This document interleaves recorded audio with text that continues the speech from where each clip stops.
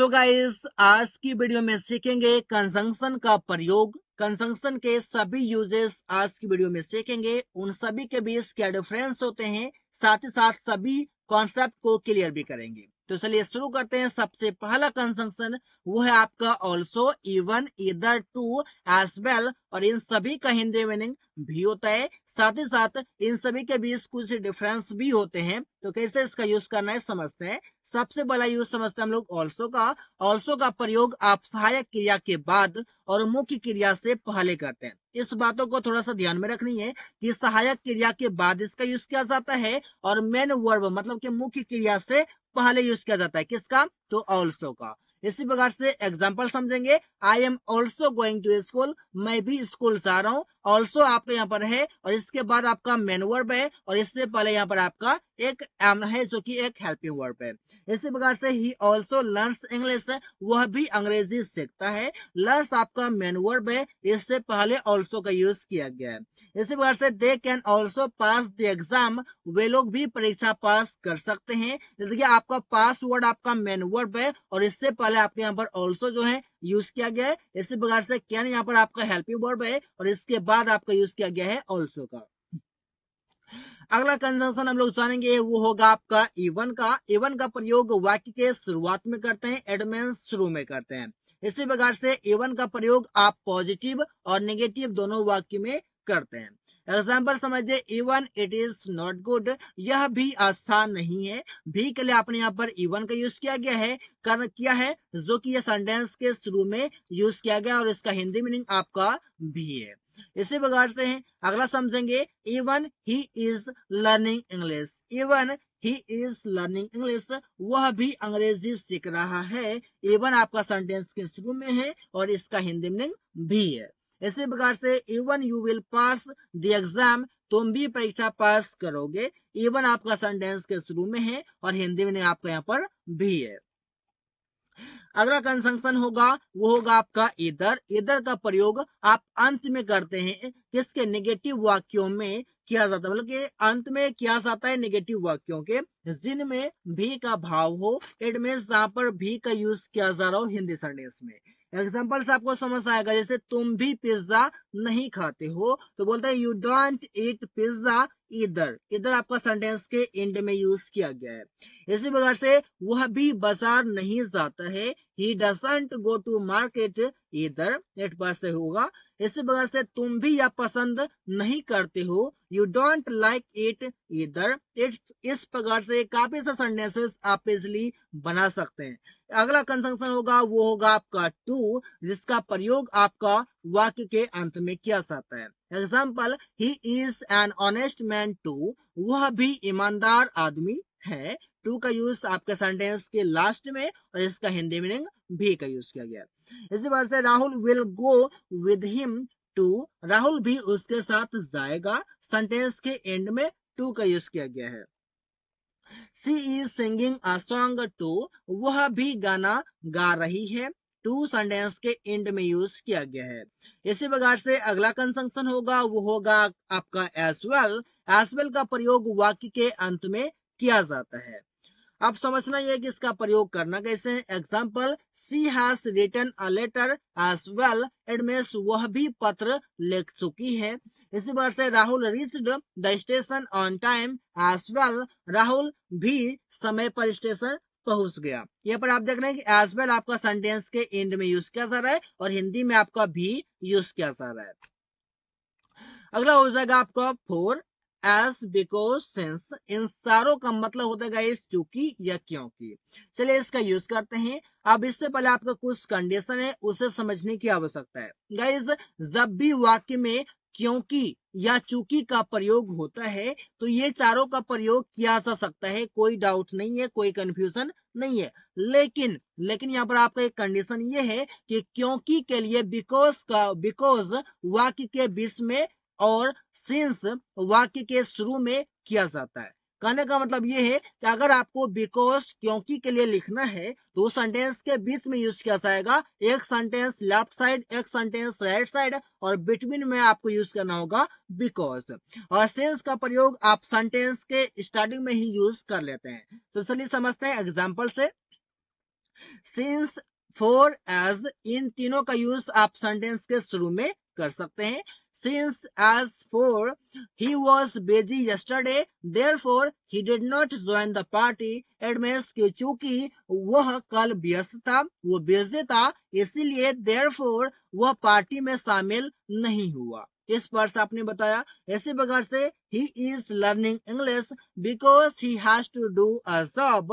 It means वह अंग्रेजी सीख रहा है क्योंकि उसे एक नौकरी करना है, एक नौकरी लेना है, कुछ भी आप बता सकते हैं। यहाँ पर आप देख रहे हैं कि सेंटेंस के बीच में बिकॉज का यूज किया गया है, इधर से भी एक सेंटेंस है और इधर से भी एक सेंटेंस है, बीच में बिकॉज का यूज किया गया है क्योंकि के लिए। अगला इसी प्रकार से हम यूज करेंगे एस का, जिसका हिंदी मीनिंग जैसा, के तौर पर या के नाते किया जाता है। जैसे एग्जांपल होगा एज यू विश, जैसी आपकी मर्जी। एज का मतलब यहाँ पर आपका जैसा हुआ। इसी प्रकार से I did as you said, जैसा आपने कहा मैंने किया। एज का मतलब यहाँ पर जैसा आ रहा है। इसी प्रकार से he was advising you as a friend. It means वह तुम्हें एक दोस्त के नाते सलाह दे रहा था। एज अ फ्रेंड मतलब कि दोस्त के तौर पर या दोस्त के नाते, इस पर से। इसी प्रकार से अगला यूज है एज सुन एज या फिर द मोमेंट। ये दोनों का हिंदी मीनिंग जैसे ही होता है। तो चलिए कुछ एग्जांपल लेते हैं। As soon as I rang the bell, he came soon.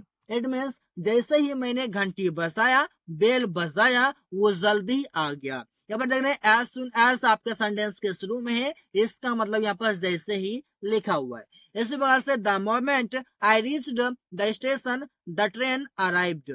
It means कि जैसे ही मैंने स्टेशन पहुंचा, जैसे ही मैं स्टेशन पहुंचा, ट्रेन आ गई, अराइव ट्रेन हो गई। इसी प्रकार से अगला यूज होगा बट। बट का हिंदी मीनिंग तीन तरह से होता है और तीन तरह से आप इसका यूज भी करते हैं। तो पहला इसका है लेकिन, दूसरा है बल्कि, तीसरा है सिवाय। तो चलिए एक एक करके एग्जांपल समझते हैं। पहले समझते हैं हम लोग कि he wants to talk to me but I don't want. यहाँ पर शायद तो आप वांट को हटा भी सकते हैं, डोंट तक ही रख सकते हैं। इसका मतलब क्या, वह मुझसे बात करना चाहता है। He wants to talk to me but मतलब लेकिन, आई डोंट मैं नहीं चाहता।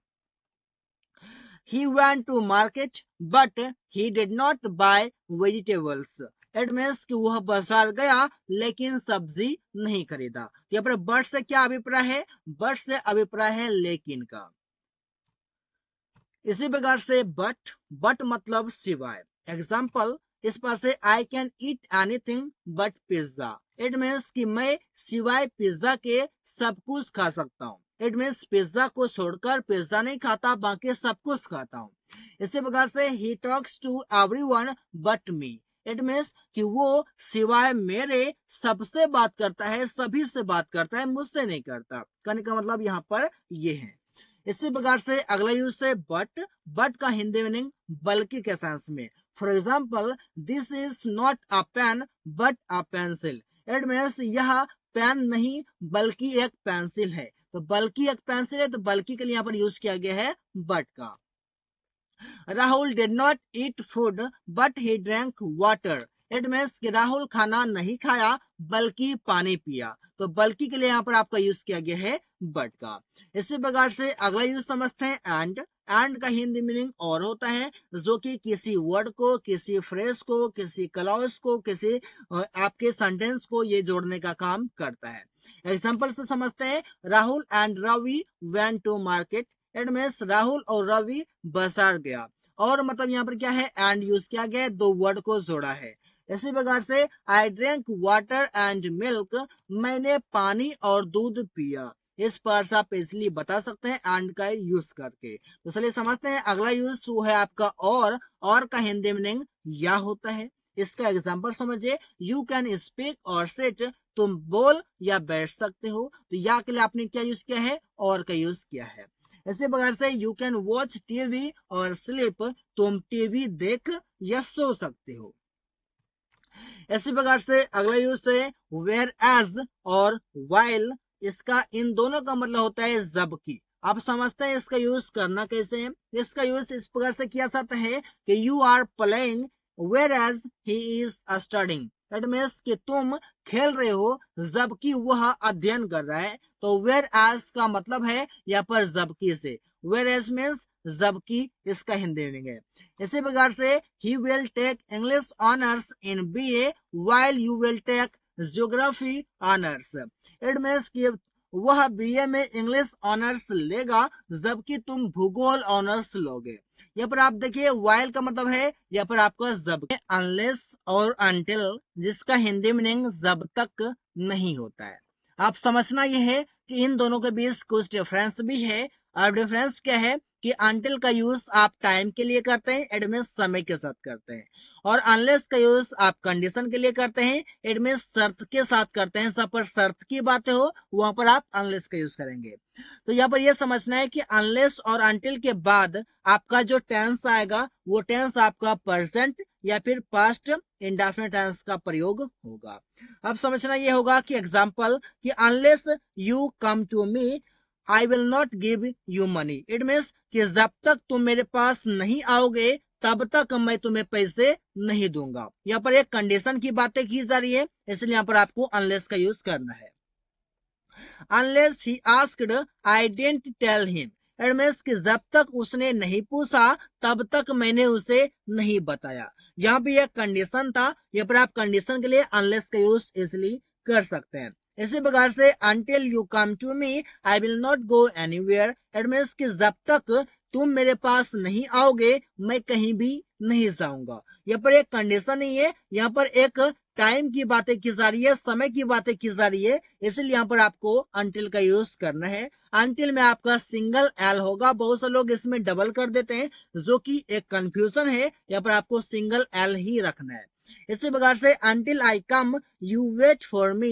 इट मीन्स कि जब तक मैं नहीं आऊंगा तब तक तुम मेरा इंतजार करना। गाइस यहाँ पर आपके हिंदी के सेंटेंस में आऊंगा यहाँ पर आओगे फ्यूचर इंडेफिनिट टेंस में, लेकिन फिर भी आपको प्रेजेंट इंडेफिनिट टेंस में ही बनाना है। अगला कंजंक्शन है as yet, yet, till now, by now, so far, और इन सभी का हिंदी मीनिंग अभी तक या आज तक होता है। एग्जाम्पल समझिए, एग्जाम्पल से पहले आपको कुछ कंडीशन है। कंडीशन ये है कि येट और एज येट का प्रयोग मुख्यतः केवल प्रेजेंट परफेक्ट टेंस में होता है। ये बातें आपको ध्यान में रखनी है, बाकी आप सभी का यूज कहीं भी कर सकते हैं।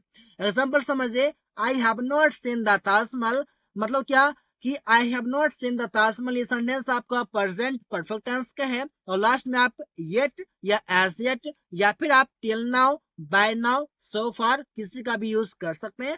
लेकिन इनमें से आपका दो जो है ये आपका मोस्ट इंपॉर्टेंट है, जो कि दो आपका सिर्फ इसी टेंस में किया जाएगा। जैसे कि मैंने अभी तक ताजमहल नहीं देखा है, तो अभी तक के लिए आपको यूज करना है as yet, yet, till now, by now, so far. लेकिन आपको सिर्फ इस टेंस में येट या फिर एज येट का ही यूज करना है।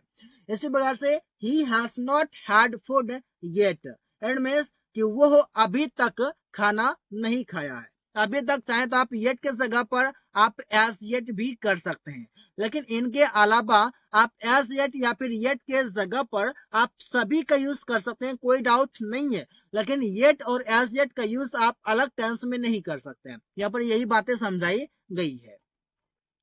ऐसे प्रकार से टिल या फिर till the time, by the time या फिर एज लॉन्ग एज, इन सभी का मतलब हिंदी में जब तक होता है, जो कि आप समझ सकते हैं एग्जाम्पल के थ्रू।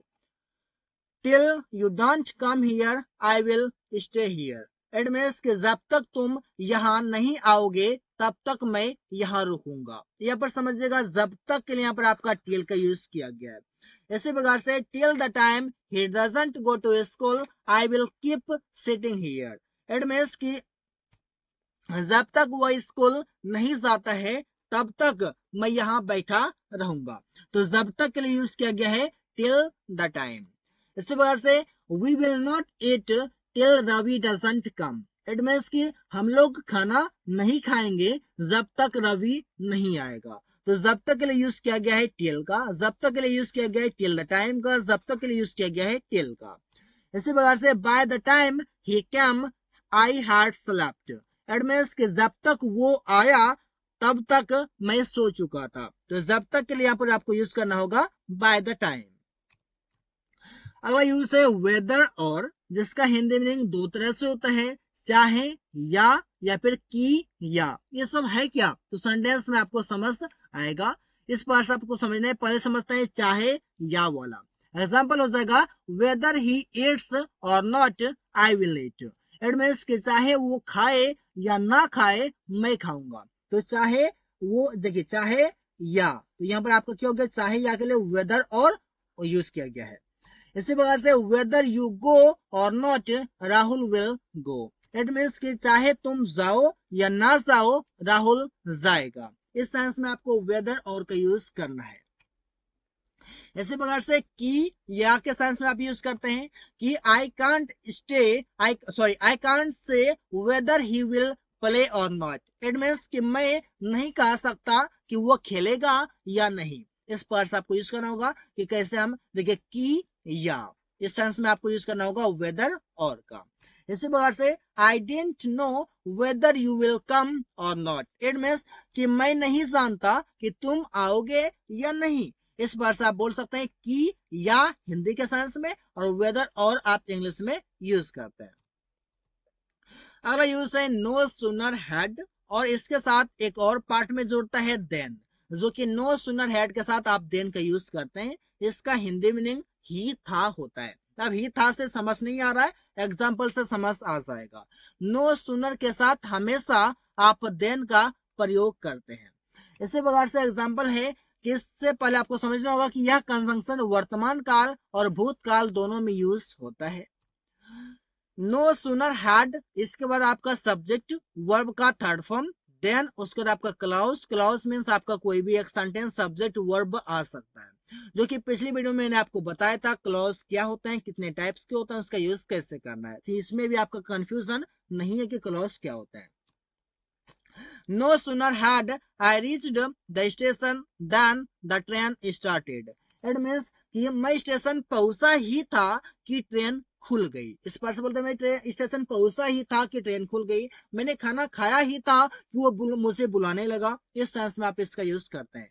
इसी प्रकार से अगला है no sooner had you come to me then your father called me. It means कि तुम मेरे पास आया ही था कि तुम्हारे पापा मुझे कॉल किया। इस सेंस में आप यूज करते हैं ही था की। ऐसे आप बोल सकते हैं ही था की के सेंस में आप नो सूनर हैड और इसके साथ दूसरे पार्ट में आप देन का यूज करते हैं।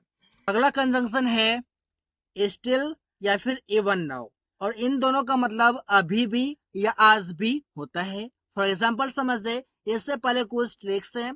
ट्रिक ये है कि आपका स्टिल का प्रयोग हेल्पिंग वर्ब के बाद होता है, जबकि इवन नाउ का प्रयोग वाक्य के अंत में होता है। ये बातें आपको ध्यान में रखनी है, बाकी चीजें बहुत ही ईजी है। एग्जाम्पल समझिए, मैं अभी भी सो रहा हूँ, तो आप बोलते हैं I am still sleeping. Am आपका हेल्पिंग वर्ब है जिसके बाद में यूज किया गया है स्टिल का। वो आज भी यहाँ काम करता है, he works here even now, जो कि सेंटेंस के एंड में यूज किया गया। तुम अभी भी अंग्रेजी सीखते हो, यू स्टिल लर्न इंग्लिश। ये बताइए स्टिल का यूज किया गया है मेन वर्ब से पहले, लेकिन हेल्पिंग वर्ब अगर आता तो स्टिल से पहले यूज किया जाता।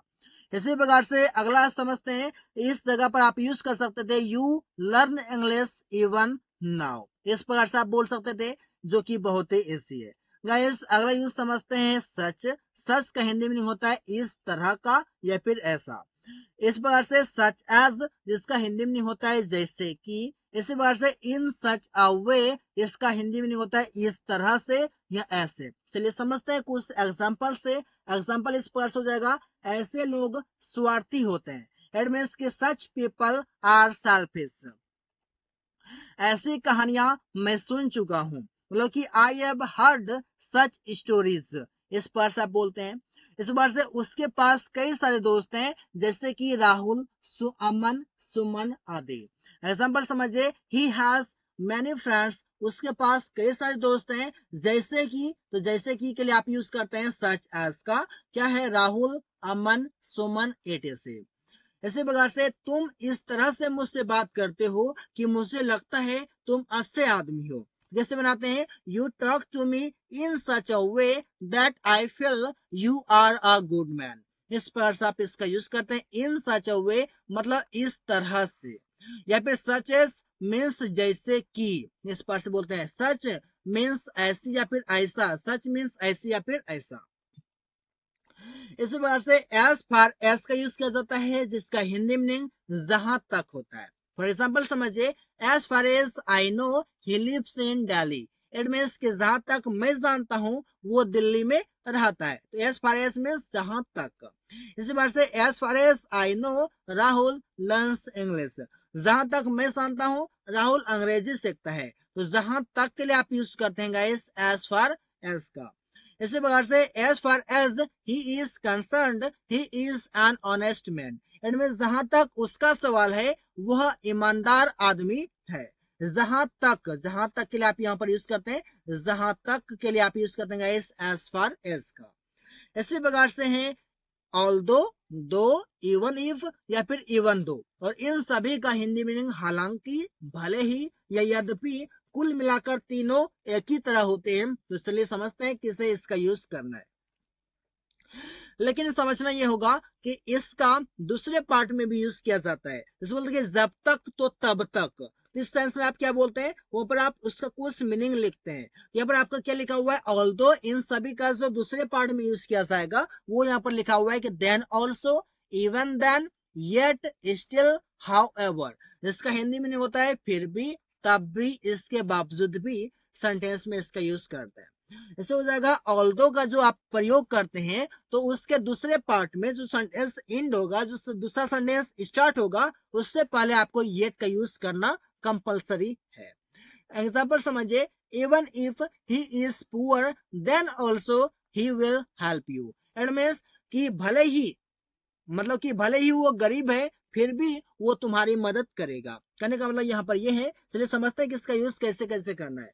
गाइस, इवन इफ आपके यहाँ पर क्या है, इसका हिंदी मीनिंग है आपका भले ही। दो मतलब क्या है आपका भले ही। ऑल्दो मतलब क्या है भले ही। लेकिन अगर आप इवन इफ या फिर दो का यूज करते हैं तो इन सभी में से किसी का भी यूज कर सकते हैं। लेकिन अगर आप ऑल्दो का यूज करते हैं तो फिर आपको सिर्फ येट का ही यूज करना पड़ेगा, जैसा कि यहाँ पर यूज किया गया है। कि जैसे बोलते हैं even if he is poor then also he will help you, मतलब कि भले ही वो गरीब है फिर भी वो तुम्हारा मदद करेगा। इसी प्रकार से अगला है एज इफ या फिर एज दो। एज दो या फिर एज इफ का यूज करते हैं आप मानो या जैसे कि के सेंस में। फॉर एग्जाम्पल आपको समझना होगा कि तुम ऐसे सलाह देते हो मानो तुम एक वकील हो, इट मीन्स कि you advise in such a way as if you are a lawyer. इस बार से वह ऐसे गाना गाता है मानो वह सोनू निगम हो, इट मीन्स बोलते हैं कि he sings a song in such a way as though he is Sonu Nigam. इस प्रकार से आप इसलिए यूज इन सभी का कर सकते हैं। अगला यूज है guys so, hence, henceforth, that's why, therefore, that's the reason. और इन सभी का मतलब गाइस इसलिए होता है। अब इन सभी का मतलब इसलिए होता है, यूज कैसे करना है वो समझना है। तो समझिए यहाँ पर आपका है कि मुझे कुछ काम है इसलिए मैं घर जाना चाहता हूँ। तो आप बोलते हैं कैसे कि I have some work so I want to go to house. इसी प्रकार से बोल सकते हैं आप I have some work hence I want to go to house. इसी प्रकार से I have some work henceforth I want to go to house. इसी प्रकार से I have some work that's why I want to go to house. I have some work therefore I want to go to house. I have some work. That's the reason I want to go to house. इन सभी का use आप इसलिए के लिए कर सकते हैं sentence में, बहुत ही इजी वे में, कोई डिफरेंस यहाँ पर नहीं है। अगला यूज समझते हैं गाइस एज एडजेक्टिव एज, जिसका हिंदी मीनिंग उतना, जितना होता है, और बीच में जो डैश है, डैश में आपका कोई एडजेक्टिव आएगा। तो एग्जांपल आप समझेंगे एज गुड एज अमन, मतलब उतना सा जितना अमन। एज टॉल एज सुमन, उतना लंबा जितना सुमन। इस प्रकार से आप बोलते हैं। एग्जाम्पल से आपको समझना होगा कि तुम उसके जितना चालाक नहीं हो। कंपेयर कर रहे हैं यहाँ पर गाइस, ये कंपेरेटिव डिग्री में यूज किया जाता है, जो कि आप वहां पर कंपेयर करते हैं उतना, जितना वो उतना, इस बार से आप बोलते हैं you are not as clever as he, मतलब कि तुम उतना, तुम उसके जितना चालाक नहीं हो, तो बोलते हैं यू आर नॉट, तुम नहीं हो एज क्लेवर एज ही, जितना वो चालाक है। इसी बार से मैं राहुल के जितना लंबा नहीं हूं, तो बोलते हैं क्या, मैं नहीं हूं, तो बोलते हैं आई एम नॉट, मैं नहीं हूं जितना राहुल लंबा है, तो बोलते हैं एज टॉल एज राहुल। तो जितना के लिए आप यूज करते हैं जितना लंबा राहुल, तो आप बोलते हैं as tall as Rahul. I am not, मैं नहीं हूं, इस पर से बोलते हैं ही इज नॉट, वो नहीं है, इस पर से आप इसका यूज इसलिए करते हैं गाइस। अगला यूज समझते हैं एज वेल एज, जिसका हिंदी मीनिंग साथ ही साथ होता है। एग्जाम्पल से आपको समझ आएगा। एज वेल एज दो सब्जेक्ट के बीच में आएगा, सब्जेक्ट के बीच में आएगा तो पहले वाले सब्जेक्ट के अनुसार क्रिया, मतलब जो वर्ब होगा वो यूज किया जाता है। मतलब कि आपका एज वेल एज जो है ये दो सब्जेक्ट के बीच में आएगा, और एज वेल एज जो आएगा उसका जो सबसे पहला सब्जेक्ट होगा उसके अनुसार आपका वर्ब फॉर्म आएगा। तो समझना ये होगा। एग्जाम्पल समझिए, मैं साथ ही साथ मेरे सभी दोस्त भी मुंबई जा रहे हैं, तो बोलते हैं I as well as my all the friends am going to Mumbai. अब यहाँ पर आप कंफ्यूज कर सकते हैं, बोलेंगे कि माई ऑल द फ्रेंड्स, यहाँ पर लिखा हुआ एम कैसे आ गया। इसलिए तो मैंने आपको बताया कि एक सब्जेक्ट आपका ये हो गया, दूसरा सब्जेक्ट आपका यहाँ पर ये हो गया, तो पहला सब्जेक्ट जो है उसके अकॉर्डिंग आपका वर्ब आता है। तो पहला सब्जेक्ट यहाँ पर आई लिखा हुआ है, इसके अकॉर्डिंग एम का यूज किया जाएगा। से वह साथ ही साथ उसका मम्मी भी यहाँ रहती है, तो आप बोलते हैं he as well as his mother lives here. यहाँ पर देखिए हिज मदर यहाँ पर लिखा हुआ है, यहाँ पर कोई कंफ्यूजन नहीं है, लेकिन आपको यहाँ पर समझना होगा कि ये जो लिव्स आया हुआ है ये ही के लिए आया हुआ है। यहाँ पर आपको ये समझना है, क्योंकि पहला जो सब्जेक्ट होगा उसके अकॉर्डिंग आपका वर्ब आता है।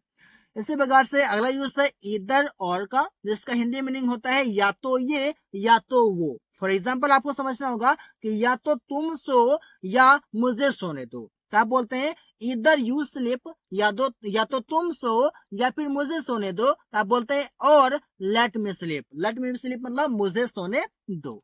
इसी बार से या तो वो बाजार जाएगा या रवि जाएगा, तो आप बोलते हैं इधर he will go to market और रवि विल। यहाँ पर आप गो इसलिए नहीं लगाएंगे क्योंकि आपका एक बार गो आ गया है, यहाँ पर आपका ये कंसीडर है कि यहाँ पर आपका गो यहाँ पर अंडरस्टूड है।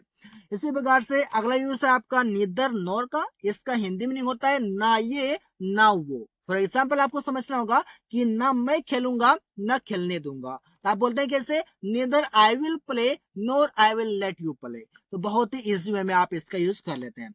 इसी बार से ना मैंने पूछा ना उसने बताया, तो आप बोलते हैं कि नीदर आई आस्क्ड, ना तो मैंने पूछा, नोर शी टोल्ड, ना तो उसने बताई। इस प्रकार से आप इजिली अपने स्पीकिंग में अपने राइटिंग में यूज कर सकते हैं। अगला यूज है नॉट ओनली बट ऑल्सो का, और बीच में आपका कोई सेंटेंस आएंगे। फॉर एग्जाम्पल आपको समझना होगा, इसका हिंदी मीनिंग होता है ना केवल ये बल्कि वो भी। फॉर एग्जाम्पल आपको समझ आ जाएगा गाइस, कंफ्यूजन कुछ भी नहीं है, बहुत ही इजी है। समझिए जैसे कि वह एक डॉक्टर ही नहीं बल्कि मेरा दोस्त भी है, तो आप बोलते हैं he is not only a doctor but also my friend.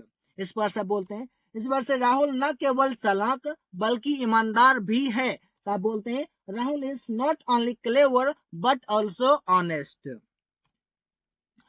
अगला यूज है गाइस लेस्ट, और लेस्ट के साथ हमेशा आप यूज करते हैं शुड का। आने वाले जो सेंटेंस होते हैं उसमें आपका यूज किया जाता है शुड का। इसका हिंदी में होता है कहीं ऐसा ना हो कि, या फिर ये ना हो कि।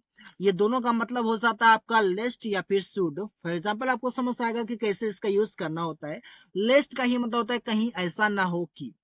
आपको समझना होगा एग्जाम्पल से, कड़ी मेहनत करो कहीं ऐसा ना हो कि तुम फेल हो जाओ। इट मीन्स कि वर्क हार्ड, कड़ी मेहनत करो कहीं ऐसा ना हो कि लेस्ट तुम फेल हो जाओ, तो यू शुड फेल। गाइस लेस्ट के बाद जो आपका कोई भी सेंटेंस आता है उस सेंटेंस में शुड का यूज करना कंपलसरी होता है। यहाँ पर कोई कंफ्यूजन नहीं है, बहुत ही इजी है।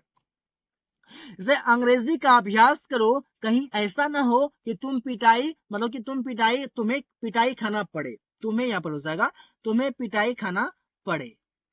तो इस पर से बोलते हैं कि प्रैक्टिस इंग्लिश, अंग्रेजी का अभ्यास करो, लेस्ट कहीं ऐसा ना हो कि तुम पिटाई खा जाओ। ये बोलते हैं you should get beaten.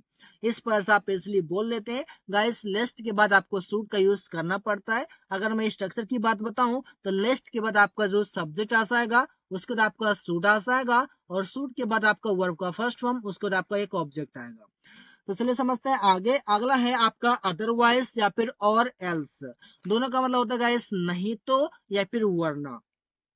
Example से आपको समझ आएगा कि उसे बाजार जाना चाहिए, नहीं तो उसके पापा उससे गुस्सा करेंगे। मतलब क्या कि he should go to market, otherwise मतलब नहीं तो his father will get angry with him. इसी प्रकार से वहां मत जाओ वरना तुम्हारी माँ तुम्हें पीटेगी। तो आप बोलते हैं कैसे कि डोंट गो देयर, वहां मत जाओ, और एल्स मतलब वरना your mother will bet you, तुम्हारी माँ तुम्हें पीटेगी। इसी प्रकार से अगला है सो दैट, और सो दैट मतलब होता है इस ताकि, ताकि के सेंस में इसका यूज करते हैं। फॉर एग्जाम्पल आपको समझना होगा कि मैं उससे मिलूंगा ताकि उससे बात कर पाऊं, तो आप बोलते हैं I will meet him so that I talk to him. So that मतलब हो सकता है इस ताकि के लिए। कड़ी मेहनत करो ताकि अच्छा नंबर ला पाओ, तो आप बोलते हैं do work hard so that you score good marks. ताकि के लिए यहाँ पर आपका सो दैट यूज किया गया है। इसी प्रकार से वाइल का यूज करते हैं, और वाइल के साथ आपको वर्ब का फोर्थ फॉर्म यूज करना होता है। वर्ब का फोर्थ फॉर्म होता है, वर्ब का फर्स्ट फॉर्म में आपको आईएनसी जोड़ना पड़ता है। जब दो काम एक साथ किए जा रहे हो तो उस समय आप यूज करते हैं वाइल का। आपको एग्जाम्पल से समझ आ जाएगा। वह सोते हुए टीवी देखता है, आप बोलते हैं ही वॉच्ड टीवी वाइल स्लीपिंग। इसी बात से तुम पैदल चलते हुए गाना गाते हो, मतलब you sing a song while walking on foot. आप देख रहे हैं कि पैदल चलना और गाना गाना दो काम आपका एक साथ हो रहा है। टीवी देखना और सोना मतलब लेटना, ये दोनों आपका एक साथ हो रहा है। इस सेंस में आप वाइल का यूज करते हैं बहुत ही इजी वे में।